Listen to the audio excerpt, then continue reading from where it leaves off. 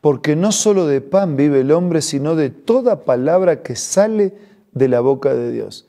Esta declaración de Jesús es la que nos motiva y nos convoca diariamente, buscando juntos ser reavivados por su palabra. Hoy nos detenemos en el capítulo 24 del Evangelio según San Mateo y lo hacemos con un espíritu de oración. Padre nuestro que estás en los cielos, te pedimos que nos bendigas al meditar y reflexionar sobre tu palabra. Lo pedimos y lo agradecemos en el nombre de Jesús. Amén. El capítulo 24 y el capítulo 25 de San Mateo hacen una unidad. Se trata del quinto discurso de Jesús y el último discurso de Jesús en este Evangelio según San Mateo. Hoy vamos a estudiar la primera parte de este discurso y mañana complementaremos con la segunda parte. Jesús, dice versículo primero, salió del templo y mientras caminaba se le acercaron sus discípulos y les mostraron los edificios del templo. Jesús estaba allí en el monte de los olivos y desde lo alto podía contemplar todo y él dijo, ¿ven todo esto? Les aseguro que no quedará piedra sobre piedra porque todo será derribado. Pensar que ese templo era el orgullo, era la satisfacción, era el edificio emblema, distintivo. Y Jesús dice, no va a quedar piedra sobre piedra sin que sea derribado. Más tarde, estaba Jesús sentado en el monte de los olivos, cuando llegaron los discípulos y en privado le hicieron una pregunta. Después nosotros vamos a descubrir la pregunta de Dios, pero esta es la pregunta de los discípulos. Y la pregunta es, ¿cuándo sucederá esto y cuál será la señal de tu venida y del fin del mundo? Si no va a quedar piedra sobre piedra, si todo va a ser destruido, eso tiene que ver con el fin del mundo. ¿Cuándo? ¿Cuándo? ¿Cómo nos vamos a dar cuenta? ¿Qué señal hay de ese fin del mundo, de tu venida y de tu regreso? Desde el versículo 4 el Señor comienza a contestar la pregunta de los discípulos, la pregunta del hombre. Y entonces le dijo, miren, tengan cuidado, vendrán muchos que usarán mi nombre, dirán yo soy el Cristo, engañarán a muchos, ¿eh? Habrá falsos maestros, falsos profetas. Son señales identificatorias, como carteles en el camino que nos indican la proximidad de la llegada a nuestro destino. En ese tiempo final, previo al fin del mundo y a la venida de Cristo, habrá falsas doctrinas, falsos maestros, falsas enseñanzas. Cuidado, buscan engañar, pero no se dejen engañar. Versículo 6. Oirán de guerras, rumores de guerra, pero procuren no alarmarse. Es necesario que todo esto suceda, pero todavía no es el fin.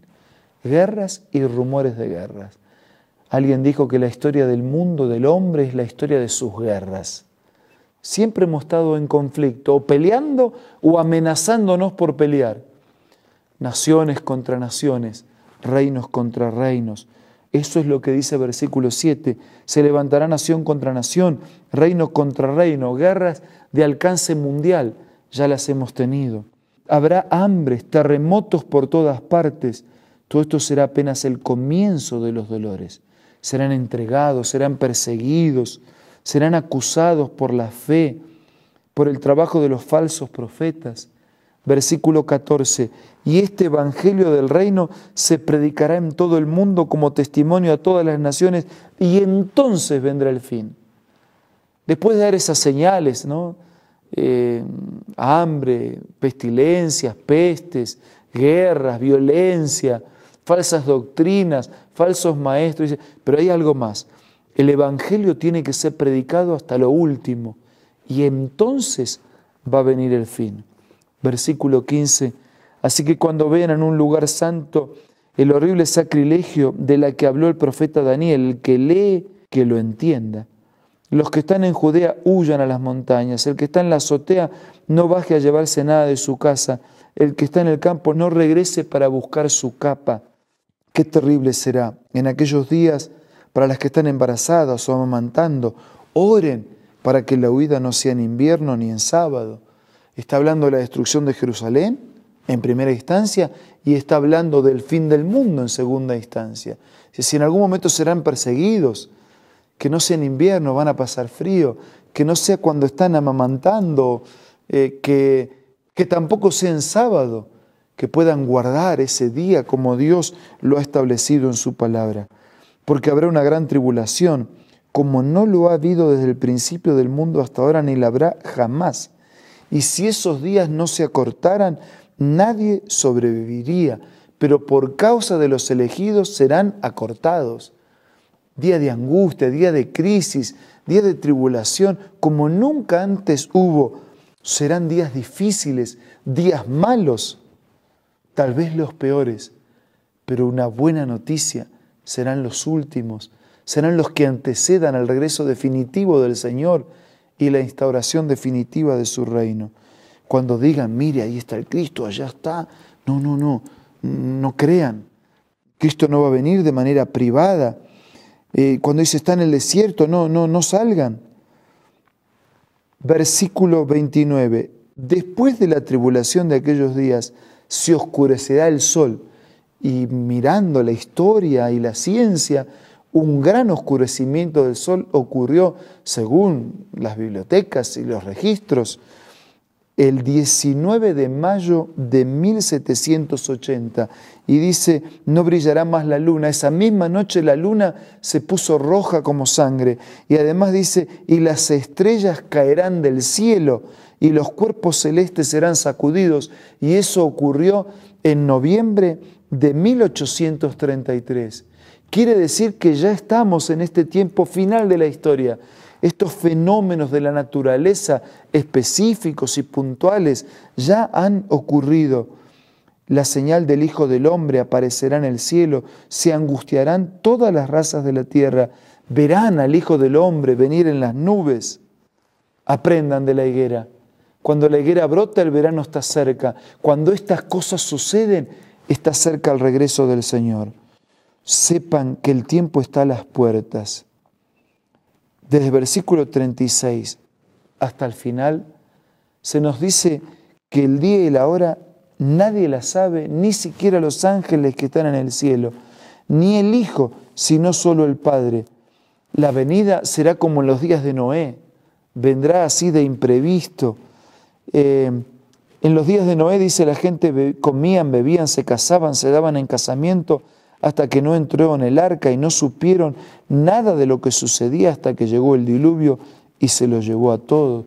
Por eso hay que mantenerse despiertos, atentos, preparados para ese gran día que vendrá como un ladrón en la noche, que no pide permiso, que no avisa. El Señor va a intervenir definitivamente para terminar con el pecado para siempre. Pero aquí hay un elemento muy importante en el cierre del capítulo. Versículo 44. También ustedes deben estar preparados porque el Hijo del Hombre vendrá cuando menos lo esperen. Versículo 45. ¿Quién es el siervo fiel y prudente a que su Señor ha dejado encargado de los sirvientes para dar la comida a su debido tiempo? El capítulo comienza con la pregunta del hombre. El hombre quiere saber cuándo serán estas cosas. ¿Qué señal hay de tu venida? ¿Cómo me puedo dar cuenta? El hombre pregunta ¿cuándo? Pero la pregunta de Dios es otra. La pregunta de Dios es ¿quién? El hombre pregunta ¿cuándo? Y el Señor dio alguna aproximación para identificar a grandes rasgos los tiempos previos a ese regreso. Pero la pregunta del Señor es ¿quién? ¿Quién es el siervo fiel? ¿Quién es el siervo prudente? ¿Quién está dando el alimento a tiempo? ¿Quién está haciendo lo que el Señor pidió que hagamos? Eso es más importante que saber cuándo, porque eso significa prepararse y estar listos para compartir con Dios la eternidad. Porque el Señor vendrá y quien no está preparado recibirá la destrucción definitiva. ¿Cuándo? Jesús dio una aproximación, pero lo esencial es ¿quién? ¿Quién? ¿Quién es el siervo fiel, prudente, que da el alimento a tiempo en la casa de Dios, que hace lo que tiene que hacer y se prepara para la eternidad. ¿Es usted? ¿Somos nosotros? ¿Queremos serlo? Pidamos la ayuda de Dios.